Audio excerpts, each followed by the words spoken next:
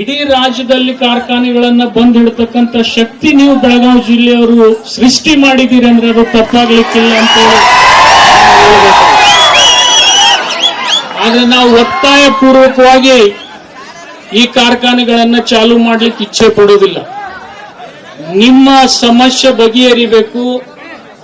ನಿಮ್ಮ ಮನದ ಮಾತು ಸರ್ಕಾರ ಮಾನ್ಯತೆ ಮಾಡಬೇಕಾದ್ರೆ ನಾನು ಒಂದು ವಿನಂತಿಯನ್ನ ಮೊಟ್ಟ ಮೊದಲೇದಾಗಿ ಶಾಂತರಾಗಿ ಕೇಳಿ, ನಾನು ಎಲ್ಲ ಪರಂ ಪೂಜ್ಯರಲ್ಲಿ ನಿಮ್ಮ ಹೋರಾಟಗಾರರಲ್ಲಿ ನಾನು ವಿನಂತಿ ಮಾಡ್ಕೊಳ್ತೀನಿ, ನಾಳೆ ಒಂದೇ ದಿವಸ ನೀವು ಗಡುವು ಕೊಡಬೇಡಿ, ನನಗೊಂದು 2 ದಿವಸ ಗಡುವು ಕೊಡ್ರಿ.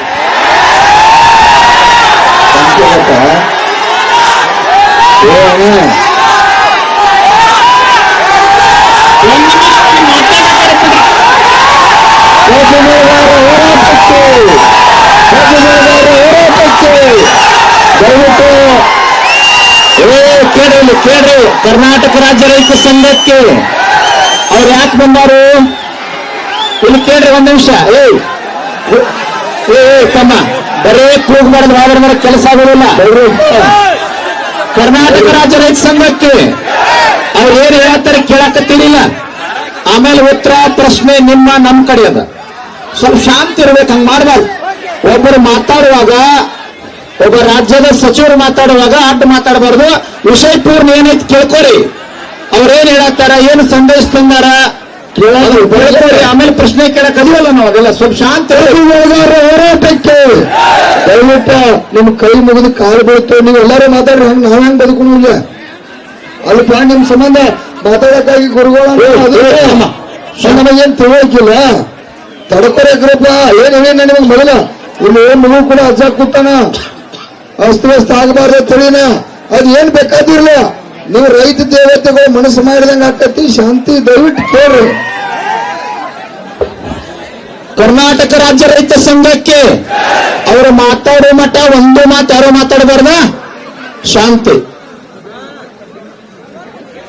ಪೂರ್ತಿ ಕೇಳ್ರಿ, ಪೂರ್ತಿ ಕೇಳ್ರಿ. ಏನ ತಪ್ಪಿದ್ರೆ ನಾವು ಪ್ರಶ್ನೆಗಳು ಕೇಳ್ತೀವಿ. ದಯವಿಟ್ಟು ಶಾಂತಿ. ನಾ ಮಾತಾಡ್ಬೋದಾ? ಮಾತಾಡ್ಲಾ? ನೀವು ನನಗ್ ಮಾತಾಡ್ಲಿಕ್ಕೆ ಅನುಮತಿ ಕೊಟ್ರೆ ಮಾತಾಡ್ತೀನಿ, ಇಲ್ಲಾಂದ್ರೆ ನಾನು ನಿಮ್ ಜೊತೆನೆ ಕೂತು ಬಿಡ್ತೀನಿ ಇಲ್ಲಿ.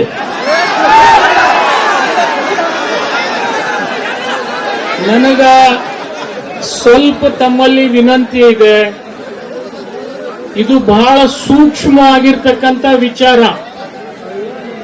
ದಯಮಾಡಿ ಈ ಹೋರಾಟಗಳು ಇಲ್ಲೇ ಆಗಿಲ್ಲ. ದೇಶ ಮಟ್ಟದಲ್ಲಿ 1 ವರ್ಷ 34 ದಿವಸ ಹೋರಾಟ ಆಗ್ಯದ.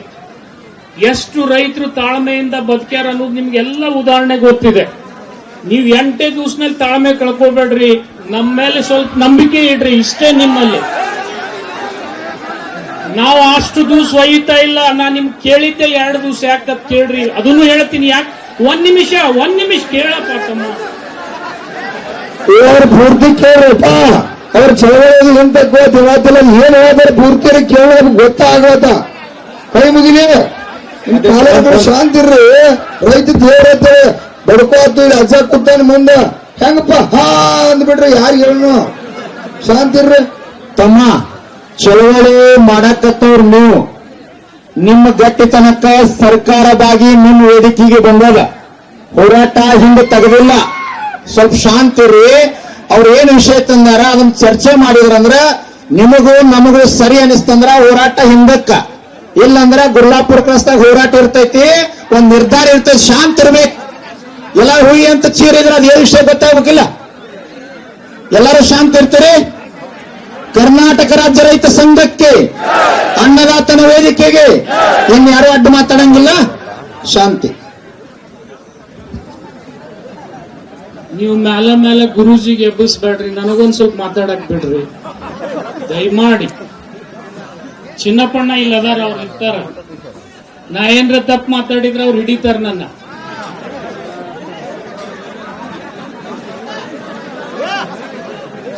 ಯಾಕೆ ನಾ ತಮ್ಮಲ್ಲಿ ವಿನಂತಿ ಮಾಡ್ಕೊಳ್ತಾ ಇದ್ದೀನಂದ್ರೆ, ಸಮಸ್ಯೆ ಬಗೆಹರಿತಕ್ಕಂಥ ಹಂತಕ್ಕೆ ಬಂದಾಗ ನಾವು ಸಿಟ್ಟಿನ ಕೈಯಲ್ಲಿ ಬುದ್ಧಿ ಕೊಡಬಾರ್ದು.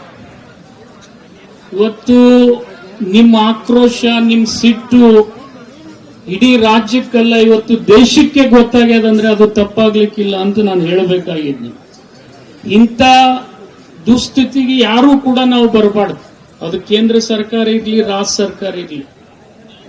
ಆದ್ರೆ ನಿಮ್ಗೆಲ್ಲ ಗೊತ್ತಿದೆ, ನಾನು ಕೂಡ ಇವತ್ತು ಡಿಸಿಸಿ ಬ್ಯಾಂಕ್ ಅಧ್ಯಕ್ಷನಾಗಿ 27 ವರ್ಷ ರೈತರ ಜೊತೆನೆ ವ್ಯವಹಾರ ಮಾಡ್ತಾ ಇದ್ದೀನಿ.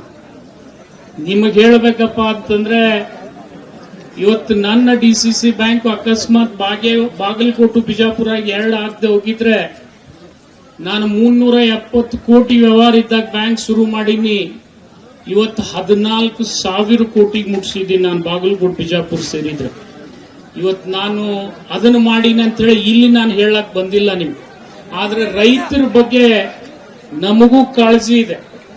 ನಿಮಗೆ ಇಡೀ ಡಿಸಿಸಿ ಬ್ಯಾಂಕ್ಗಳ ಇತಿಹಾಸದೊಳಗೆ ಸಕ್ಕರೆ ಕಾರ್ಖಾನೆಗಳಿಗೆ, ಅದರಲ್ಲಿ ವಿಶೇಷವಾಗಿ ಸಹಕಾರಿ ಸಕ್ಕರೆ ಕಾರ್ಖಾನೆಗೆ ಅತಿ ಹೆಚ್ಚು ಸಾಲ ಕೊಟ್ಟಿರ್ತಕ್ಕಂಥ ಡಿಸಿಸಿ ಬ್ಯಾಂಕ್ ನಂದು ಅಪೆಕ್ಸ್ ಬ್ಯಾಂಕ್ ಬಿಟ್ಟ ಮೇಲೆ. ಇದನ್ನು ನಿಮಗೆ ಮನವರಿಕೆ ಮಾಡಿಕೊಡ್ತೀನಿ. ಯಾಕಂದ್ರೆ ರೈತರ ಕಾರ್ಖಾನೆ ಇರ್ಬೇಕಂತ ಹೇಳಿ.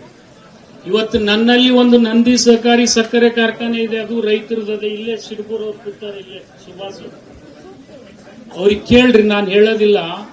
ಅವರು ಬಾಗಲಕೋಟೆ ಜಿಲ್ಲೆಯವರೇ, ಅವರು ಹೋರಾಟಗಾರರೇ.